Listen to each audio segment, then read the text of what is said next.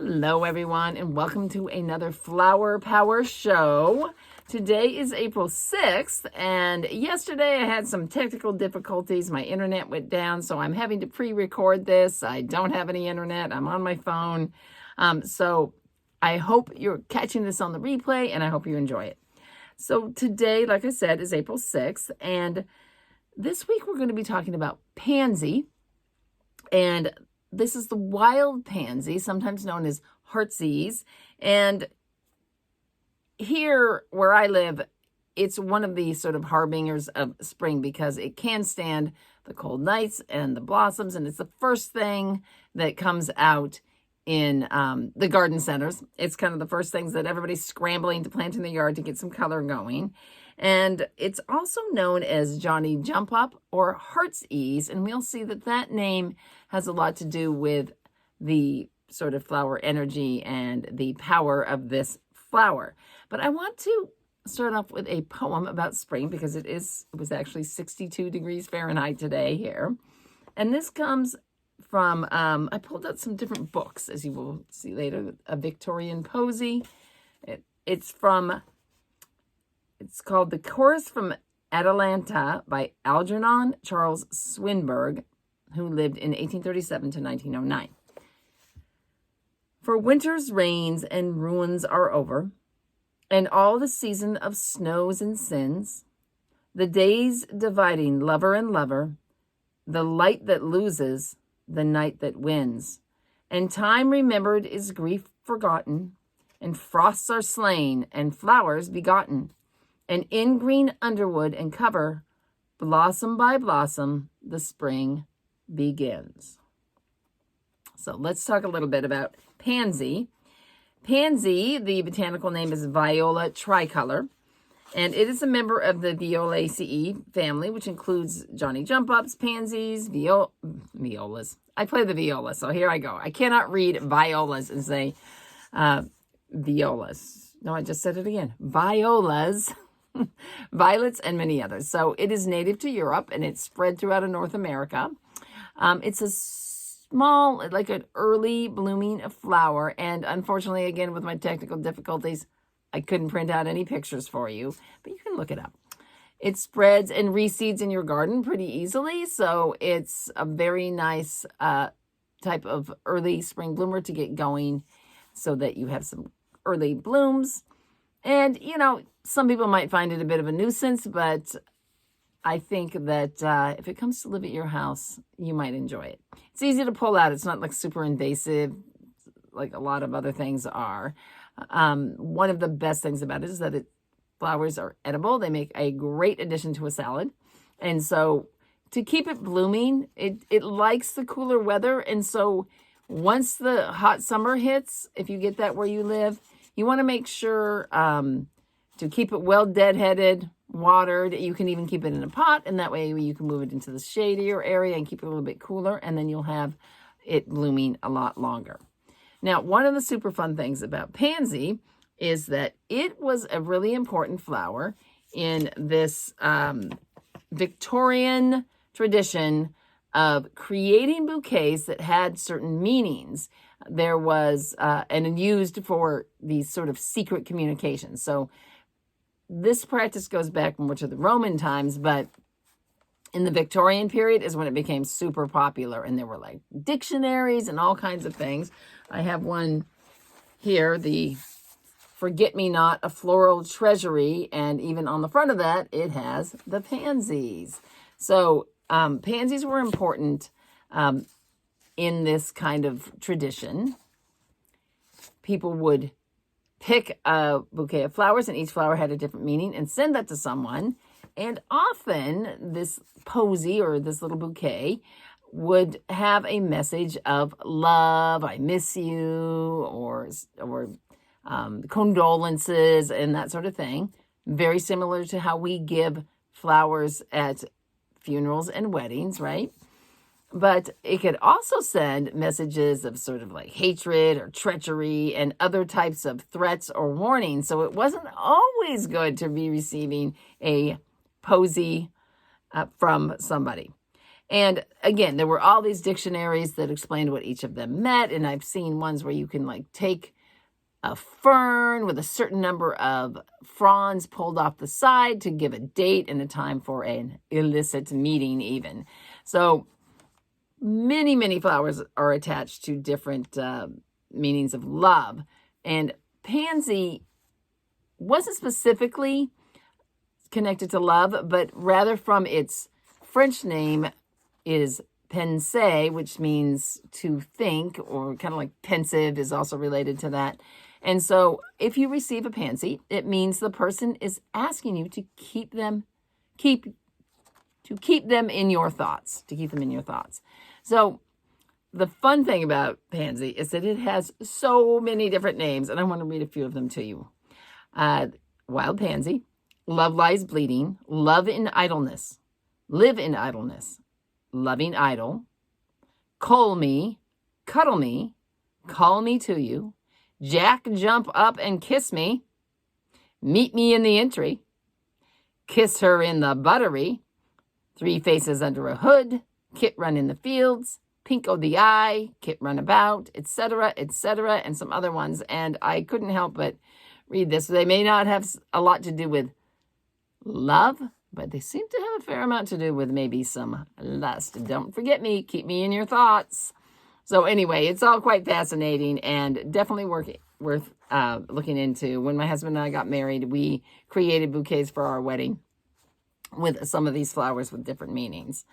So the pansy is also, I was surprised, and part of the reason why I was happy to do this plant this week is that, I've eaten the pansy flowers and I have used some flower essences, but I really did not ever know that it was an important medicinal herb. So in modern herbalism, it's really more of like a purifying herb, and it's used a lot for like eczema and kinds of skin conditions. It can also be dried and added to different kinds of tea blends, and it's relatively gentle. You can make it into an infused oil, and you could use that on the skin as well.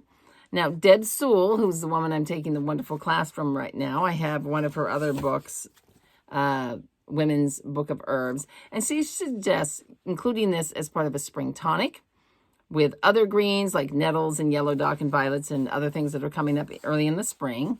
And it's also wonderful as part of a tea, just to sort of calm your heart and ease your heart, just like the name says. So she suggests combining that with a bunch of different things, but there's one that's good for sort of like a postpartum with tulsi, lemon balm, borage, and lavender.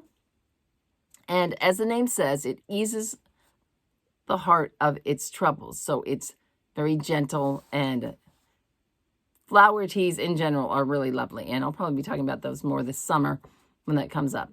The flower essence is focused on the term resonance. So according to Findhorn Flower Essences, wild pansy, also known as Heartsease, clears the pathway to the free flow of life energies from the heart. So it's focused on the heart. Now, Delta Gardens, their wild pansy from Delta Gardens, says that it helps the etheric body, which is kind of like your life force body, handle the energetic effects of viral activity. Now, I've used black pansy flower essence. I have a tendency to get cold sores, and I've used the black pansy flower essence for cold sores. So and cold sores are a type of virus, so that makes sense. Now, the exciting part about this week is, I think I mentioned last week that I ordered a new oracle deck, and this is called the Soulflower Plant Spirit Oracle Deck, and it's created by this woman, Lisa Estabrook, and it is just gorgeous. It's all her original artwork, and you can check out her site at mysoulflower.com. I'll put the link down below. So again, pansy is for resonance, and on the card, this is what it says. Allow pansy to instill a sense of stability and safety in your heart, and release fear and anxiety. Ease into an understanding of your own heart's deepest truth. Often called Heartsease pansy, since only with a direct connection and resonance to your heart will you know which path leads to joy and fulfillment. Resonance. So this is just such an interesting term that we don't use a whole lot, but I thought it was just so interesting to think that something as sort of unpretentious, the sweet little flower, can often be one of the most important messages for self-awareness and healing. So this message of resonance, it's powerful. It makes sense that we want to resonate with our world. And this resonance is this really subtle kind of feeling. It's not something that is, banging us in the head, right? We don't tap into it, but without a doubt, we know for sure when we are not resonating with a situation. It's one of these more like a sound or a bell that when it rings clear, it sounds beautiful to us, but if something's off key or out of tune, or we definitely know, and it's like a vibrational state more than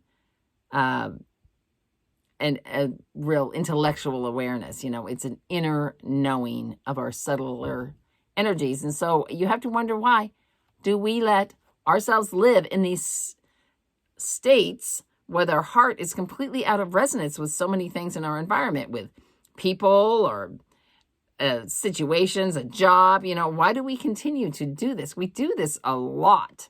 We put ourselves into situations that we just don't resonate with. And so I think it's really because we live in this world with so much noise that we really cannot tell. We can no longer tell what really rings true with us.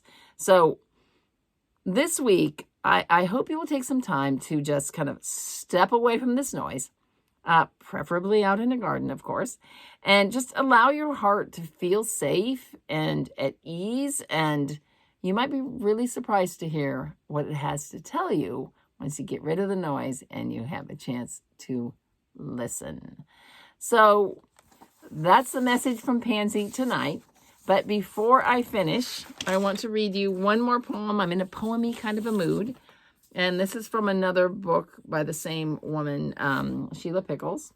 And she actually ran I can't remember the name of it, a perfumery, a famous perfumery in England, in London. So this is the plate there. So this is from like a Victorian era language of flowers book. Oh wait, here it is. Penhaligon's Scented Treasury of Prose and Voice. All right, and this is called Pansy. Pansy is for thoughts. I send thee pansies while the year is young, yellow as sunshine, purple as the night, flowers of remembrance, ever fondly sung by all the chiefest of the sons of light. And if in recollection lives regret for wasted days and dreams that were not true, I tell thee that the pansy freaked with jet is still the heartsease that poets knew. Take all the sweetness of a gift unsought, and for the pansies, send me back a thought. Have a wonderful week.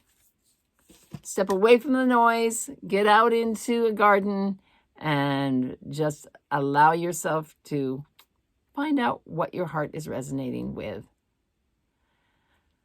See you next week. Bye-bye.